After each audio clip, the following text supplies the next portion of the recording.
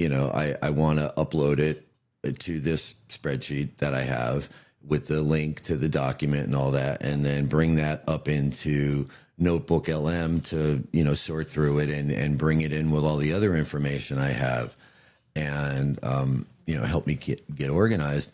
And it wrote ChatGPT wrote a block of Python code, right, to run a script to update the spreadsheet.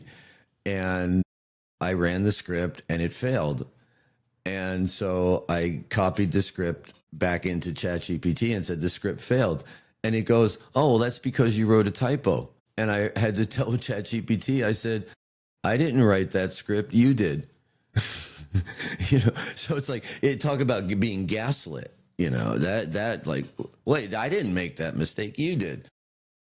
So that can be frustrating. And then one of the mistakes that I make in dealing with these chatbots, and I know it because I've read about it, and it's that as soon as the model detects like that you're getting upset or that you're frustrated, it immediately recalibrates and tries to smooth everything over and gives you a new plan. Oh, hey, this will be easier for you. It's like, no, stop doing that.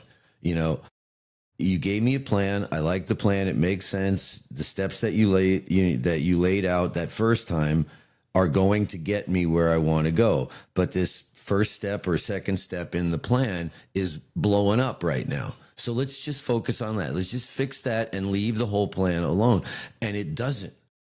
And then I get more frustrated and I'm like, stop. And then now it's reacting even more. And then I spiral down that rabbit hole and it's my own damn fault.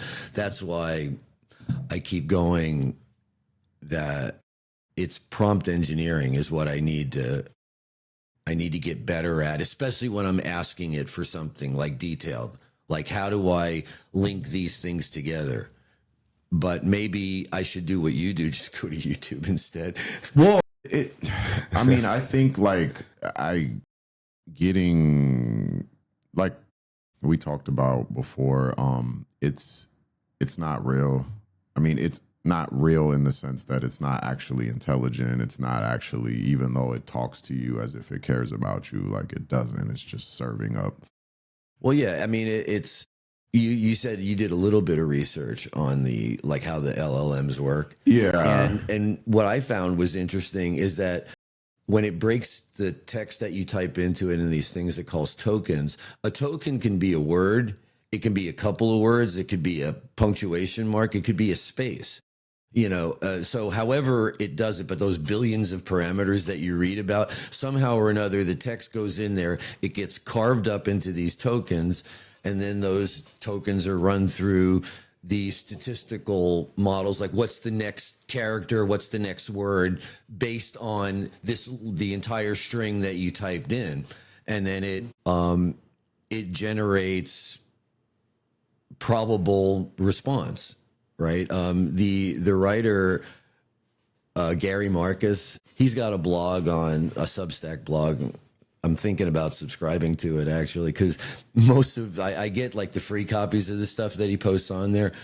And my thinking towards these LLMs seems to echo a lot of the stuff that he writes about, because I had written that post on LinkedIn a few weeks ago when I first realized like what was happening to me in my interactions with AI. And then I talked to that young friend of mine whose friend of hers had gone, like, wouldn't even talk to her about certain things. Oh, I only talked to ChatGPT about that. And I was like, whoa, hold on. And so I just did a post on LinkedIn going, yeah, this is weird. Anybody got any feedback for me or whatever? But,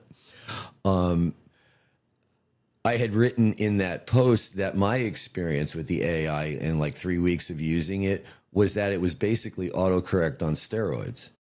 And then I was reading a Gary Marcus article on Substack, and that's exactly what he referred to it at. And I was like, oh, okay, so I'm not off the mark then.